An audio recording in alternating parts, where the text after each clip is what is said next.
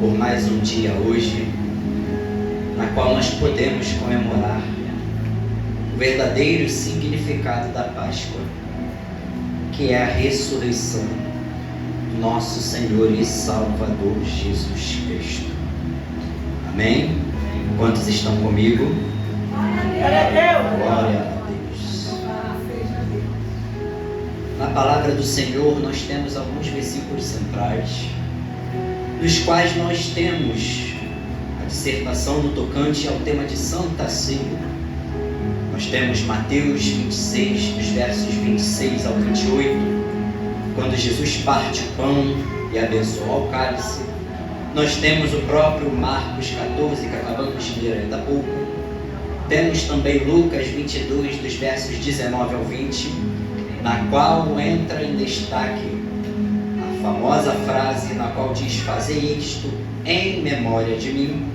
E temos 1 Coríntios, no capítulo 11, dos versículos 23 ao 27, que é quando o apóstolo Paulo relata a instituição e a prática da ceia. Bom, neste feriado de hoje, na qual nós nos retratamos sobre a Páscoa, nós temos que entender que a Páscoa, conceitualmente, para o povo de Israel, era uma Páscoa diferente, porque o contexto da Páscoa na antiguidade se encontrava nas memórias em que o povo israelita tinha quando se lembrava do exílio. Lembravam-se das memórias sobre o feriado, sobre a época de opressão, sobre a época de escravidão. Então nós temos o contexto da Páscoa judaica, que é chamada Peshach.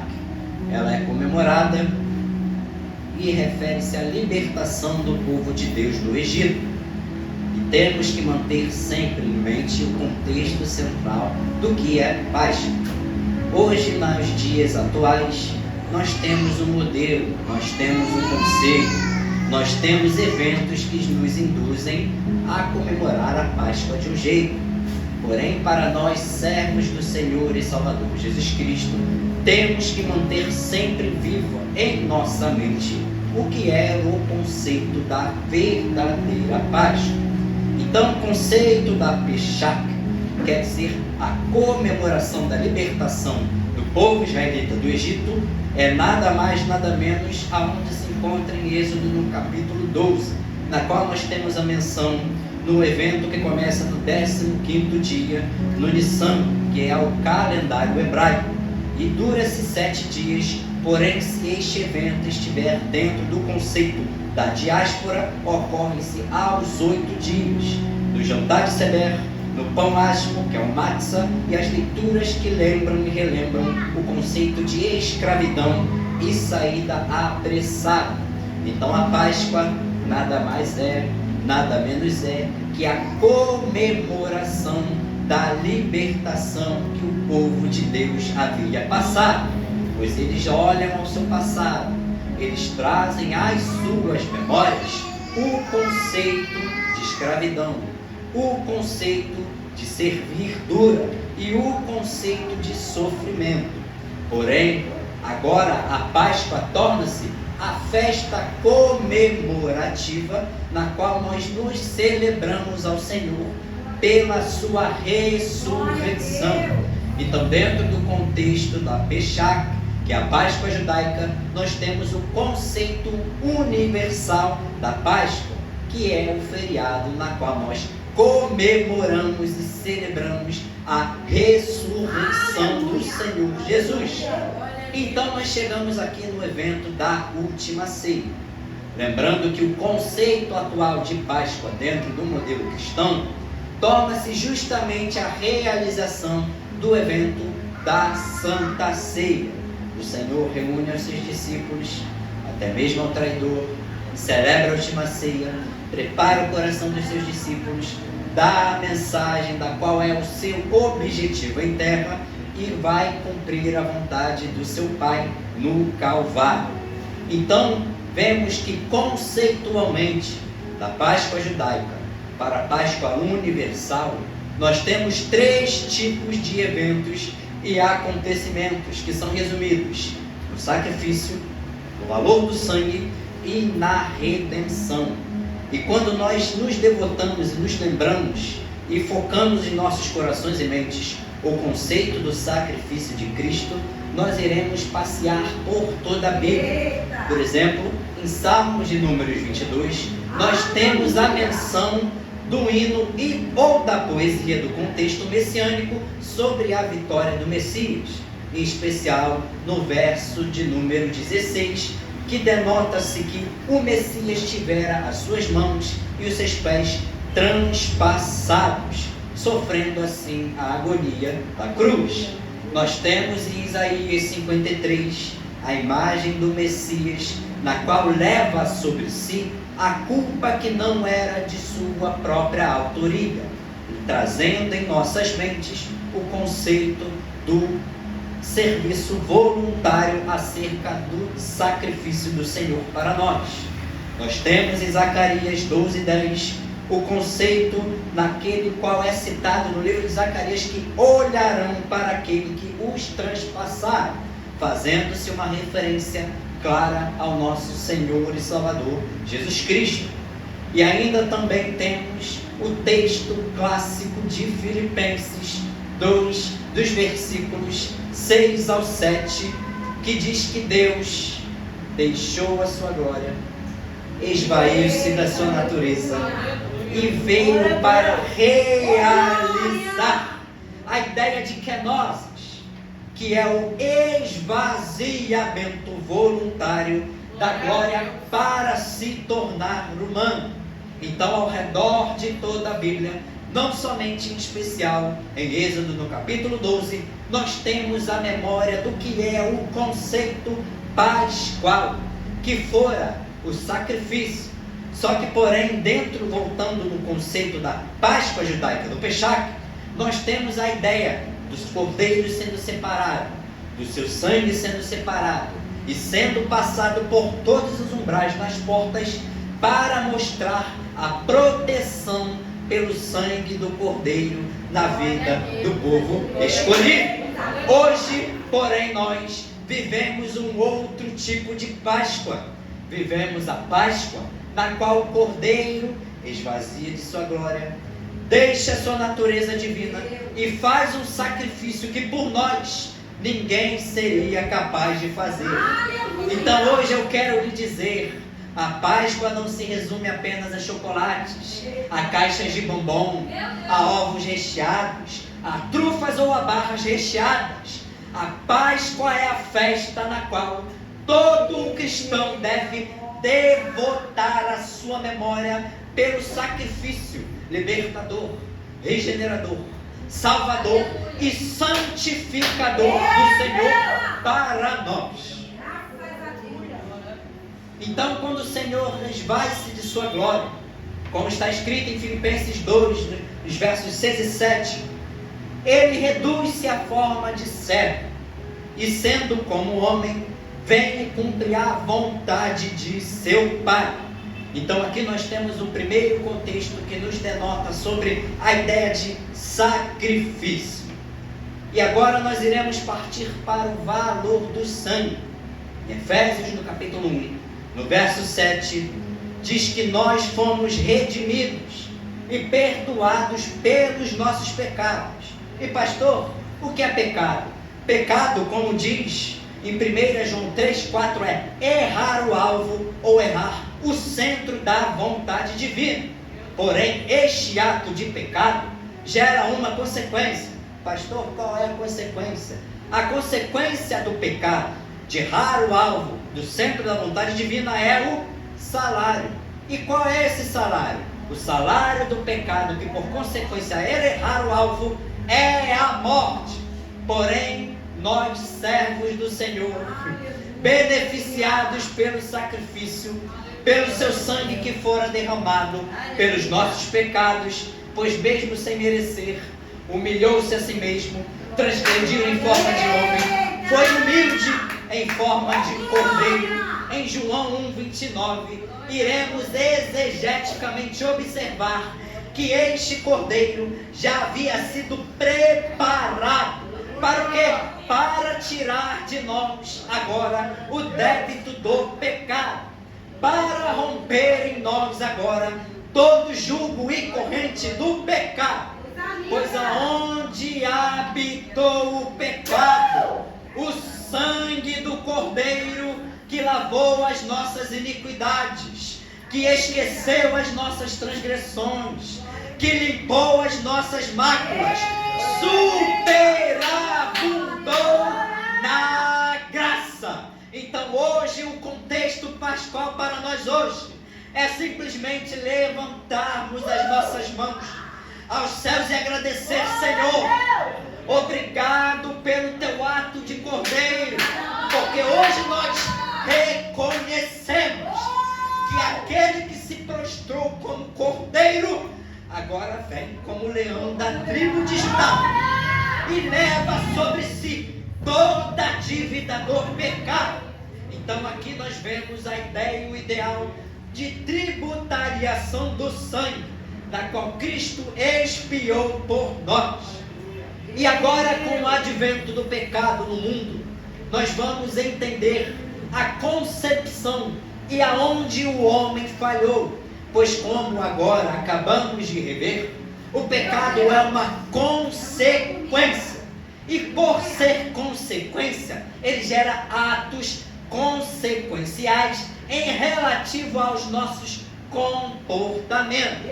Então, se o pecado gera uma consequência e dessa uma consequência nasce o salário, em Romanos 6:23 vai dizer que este salário é a morte, pois todo salário do pecado é a morte. Porém, para nós, beneficiados pascualmente pela ressurreição do Senhor, pela libertação e sem óbito no Calvário, nós temos a vida no dom gratuito de Deus, que se torna a vida eterna. Pois nem o grilhão do pecado, nem o grilhão da iniquidade, nem agora o grilhão da morte é capaz de anular o ato de sacrifício pelo Senhor. E o Senhor realiza esse sacrifício por nós, humildemente transformando-se em homem, vindo, cumprindo a vontade de seu Pai, derramando seu sangue, suportando uma cruz que era nossa, tendo atolada em seu cabelo, em sua cabeça, coroas de espinhos que eram para nós, tendo sofrido açoites, humilhações, insultos, chicotadas, desprezos, ironias, por autoria nossa. Porém agora vemos como este cordeiro é maravilhoso, porque vem, humilha-se em forma de cordeiro, passa mansamente pelo abatedouro e vem para nós agora, oferecendo a ideia da dádiva de salvação. Nós não precisamos derramar o sangue, por nós não foi pedido sacrifício algum. Pelo contrário, o Senhor só pede de nós: crede em mim como também credes no Pai. Então, através da fé, nós percebemos que o cordeiro que havia sido humilhado, que havia sido açoitado, pelo seu sacrifício, faz Romanos 6:23 valer em peso na nossa vida. Porque agora o nosso salário não é mais o pecado, agora o nosso salário não é mais a tristeza, agora o nosso salário não é mais a ansiedade, não é mais os julgos deste mundo, não é mais as ilusões dessa vida. Agora o nosso pagamento celestial é esperança, as dádivas da boa esperança, a vida eterna e o dom gratuito de eternidade ao lado do Senhor Jesus Cristo.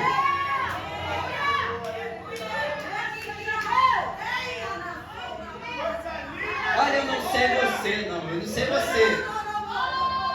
Daniel, eu não vou impulsionar ninguém na glória. Porque consciência é algo individual. Eu trabalho com a consciência que eu tenho. Eu reconheço por aquilo que eu dou valor. Eu sigo aquilo na qual eu tenho fé. E quando nós temos a ideia em nossas mentes de sangue, nós temos a ideia de doença, de morte, de hemorragias, de perda.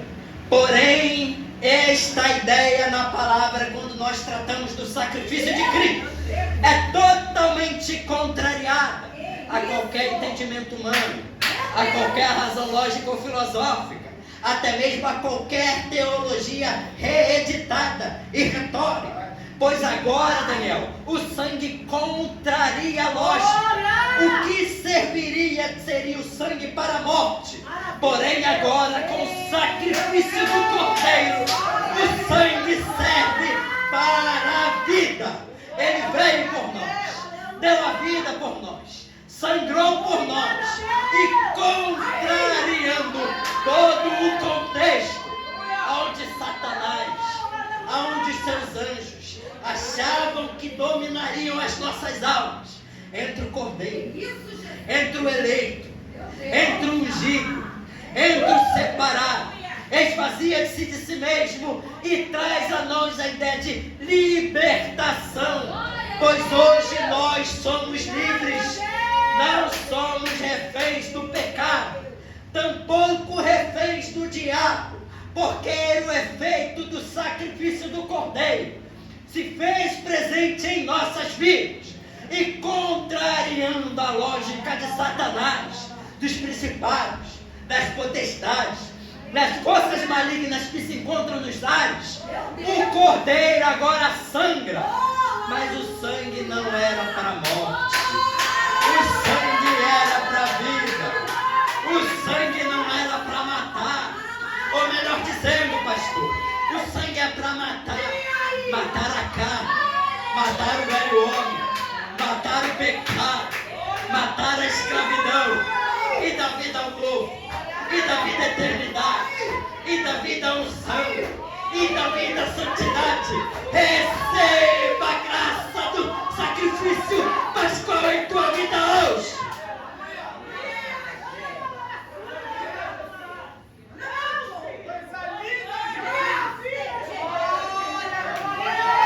Glória a Deus.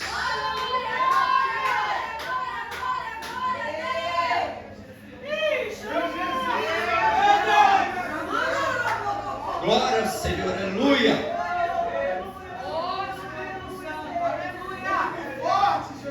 O sangue por si só é suficiente. O sangue por si só é absoluto. Não há barganhas ou negócios. Não existem depósitos bancários, PIX ou transações que pagam aquilo que o sangue pagou. Na primeira epístola de João, no capítulo 1, verso 7, o apóstolo João escreve que o sangue do Senhor nos purifica de todo pecado. Em Apocalipse, no capítulo 1, verso 5, ele ainda vai complementar que Cristo libertou dos nossos pecados através deste sangue. Em Colossenses 1, no capítulo 1, no verso 14, nós obtemos o perdão e a redenção e a remissão de pecados através do sangue. Contrariando agora e retornando à origem do texto em Marcos 14, nós vamos perceber que nos capítulos após o capítulo 14, nós vamos entender e compreender e enxergar dentro do texto, meu Deus, que a hora do Pai é chegar, que a hora de Cristo é chegar. Então Cristo comunica aos apóstolos pela primeira vez: minha hora é chegar. Depois novamente ele comunica aos apóstolos em outro momento sucessor: a minha hora é chegar. E o texto vai dizer que Cristo por hora sentiu a tristeza, meu Deus, mas não por aquilo que ele iria realizar, mas sim sobre o que seria sobre os seus discípulos. Cristo chama a Pedro e a mais dois para se juntar a ele, pois a palavra vai dizer que ele se sentia angustiado e triste. por extremo. Então, depois desta reunião, Cristo pede para que eles fiquem com ele. Porque embora havia tido a última ceia,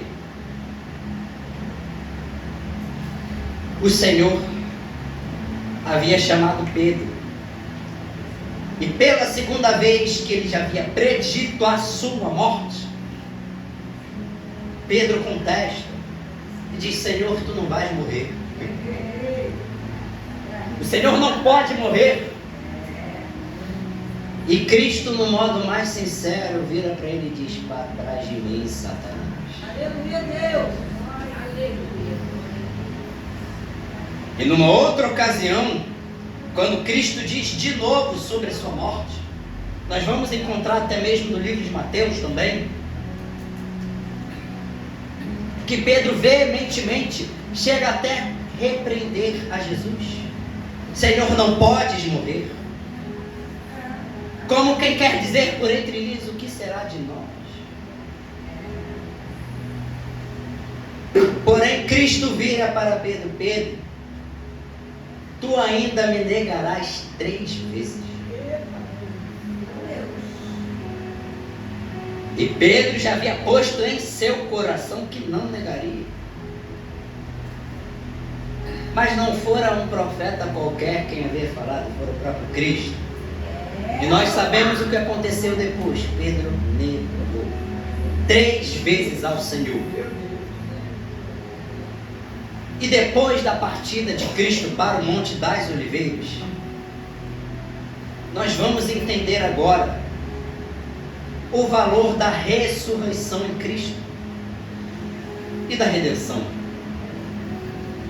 Em Tito, no capítulo 2, no verso 14, diz que ele se deu para nos remir, nos limpar, nos livrar, nos lavar, nos transformar, nos libertar.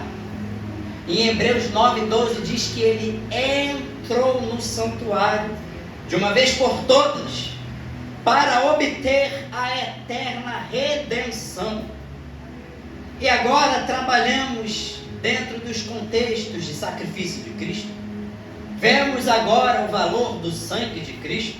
E agora nós compreenderemos a ideia sobre redenção e sobre o sacrifício de Cristo. E vem em nossa mente agora a ideia sobre o batismo, que é descrito doutrinariamente como a parte simbólica na morte. Como o sangue de Cristo havia contrariado toda a lógica, como o sangue de Cristo não havia matado, mas sim havia trago vida, agora nós temos um novo ampliar sobre uma compreensão no que se trata agora, o que é ressurgir, sobre o que é renascer do Senhor. E dentro do contexto pascual hoje, o Mestre nos chama à mesa para termos comunhão com Ele. E o texto em Romanos, dos capítulos 6, dos versículos 4 e 5, em Colossenses 2, no verso 12, vão usar a linguagem de que o batismo não é a ressurreição final, mas é o sinal presente dela na vida do crente. E em Romanos, no capítulo 6, no verso 4, nós temos: fomos, pois, sepultados com Ele na morte, pelo batismo, para que, como Cristo foi ressuscitado dentre os mortos pela glória do Pai, também assim andemos nós em novidade de vida. Agora nós vamos para o verso 5. Porque se fomos unidos com Ele na semelhança de sua morte, certamente seremos também na semelhança de ressurreição. O sacrifício do Cordeiro anula sobre nós todo o poder que a morte tinha. Enquanto ocorria o sacrifício de Cristo e a sua crucificação, os homens brindavam, os homens sorriam, os homens comemoravam a soltura de Barrabás, os homens se alegravam, os homens se davam-se em abraços, eles se regozijavam com aquilo que havia acontecido com Cristo.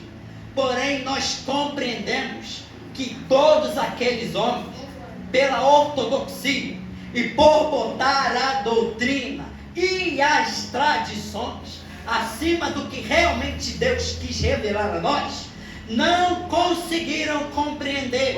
Então é por isso que o texto bíblico diz que ele veio para os seus, porém os seus não o tiveram. Em certa vez, Jesus pregaria em Nazaré, mas não operou muitos milagres, porque o povo era um povo de pouca fé. Então nós vemos que a grande problemática no que se refere à memória do sacrifício de Cristo é como nós vamos nos portar. Seremos nós como os fariseus, que conheciam muito das letras, que entendiam muito das poesias, que conheciam as estruturas das escritas, mas não tinham vivência na prática daquilo que era lhe devido? Seremos nós como os saduceus, que estaríamos dispostos a formar milícias, a arrumar montinhos, a apedrejar, até mesmo usar táticas de guerrilhas e matar e morrer por espadas, mas não seríamos capazes de reconhecer o Messias quando está muitas das vezes ao nosso redor?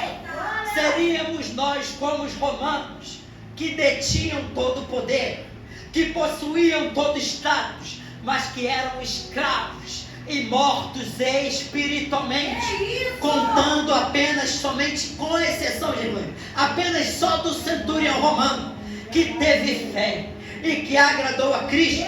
Seremos nós como os judeus ortodoxos? Seremos nós como os gentios politeístas? Seremos nós como os romanos prepotentes? Ou seremos nós aquele que se lembrará por todos os dias que a nossa vida não é por acaso, tem um preço, e o preço não pode ser medido por arrobas, o preço não pode ser medido por ouro, prata e bronze, o preço não pode ser medido por dinheiro, o preço não é medido pelo status, o preço é medido pelo sacrifício do Cordeiro, imaculado, santificado, purificado, para nos redimir de toda culpa, de toda dor, de todo pecado. O Cordeiro de Deus se doou por nós, para que nós tivéssemos vida, e vida com abundância, para que nós não fôssemos mais escravos do pecado, antes escravos do pecado, agora escravos em Cristo, vivendo o auge da libertação, vivendo o amor em comunhão, vivendo com a fé e a piedade, que não prega somente a teoria, somente aquilo que somente faço o que eu digo, não. Nós fazemos o que somos, nós levamos a semblança e as marcas de Cristo em nossos corpos, em nossas mentes, em nossos corações. Então louve ao Senhor por esta paz, a Páscoa na qual o Senhor te redimiu, te limpou, te curou, te salvou, te tirou da escravidão, te buscou lá dentro dos vícios, te libertou da prostituição, quebrou os altares da idolatria para fazer em nós uma vida plena, uma vida eterna, uma vida com abundância, uma vida com salvação no Cordeiro Pascual de Deus. Aleluia!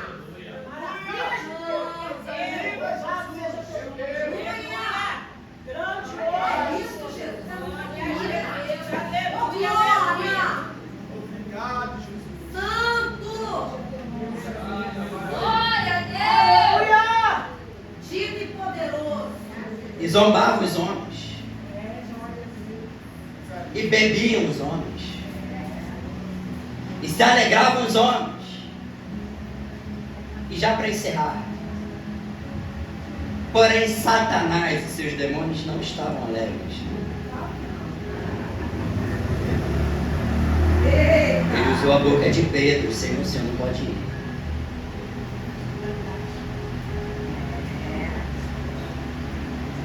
Creio eu que ele tenha usado até mesmo a dúvida em Pilatos. Será que realmente ele merece este calvário? Deus.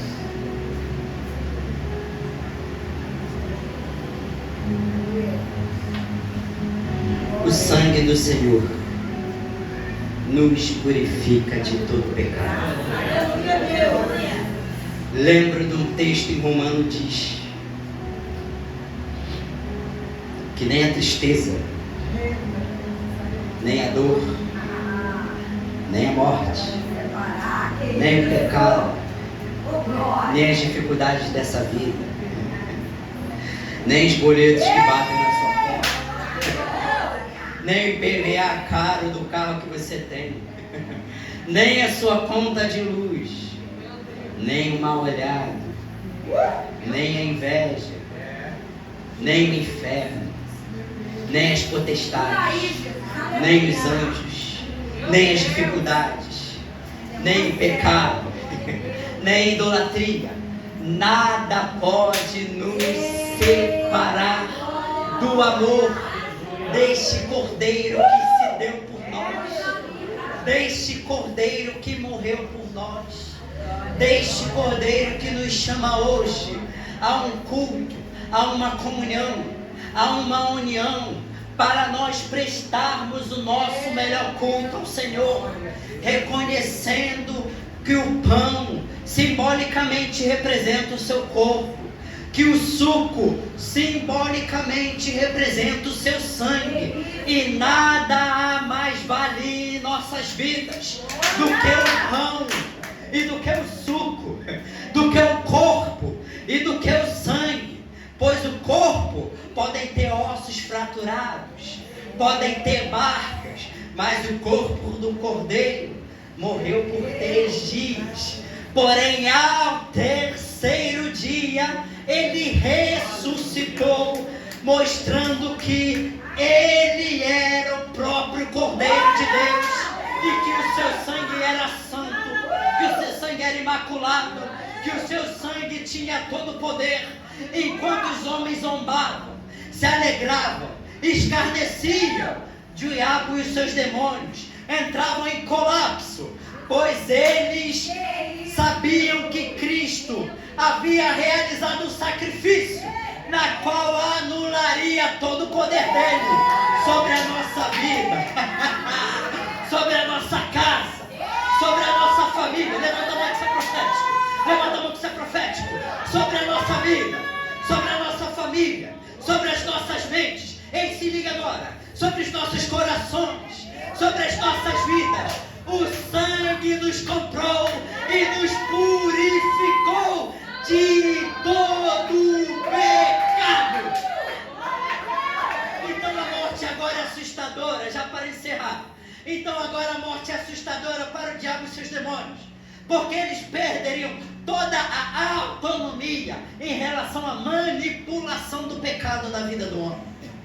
Então Cristo morre por 3 dias. Ao terceiro dia ele ressuscita e vai, ultrapassa as barreiras, vai ao inferno, se depara com a morte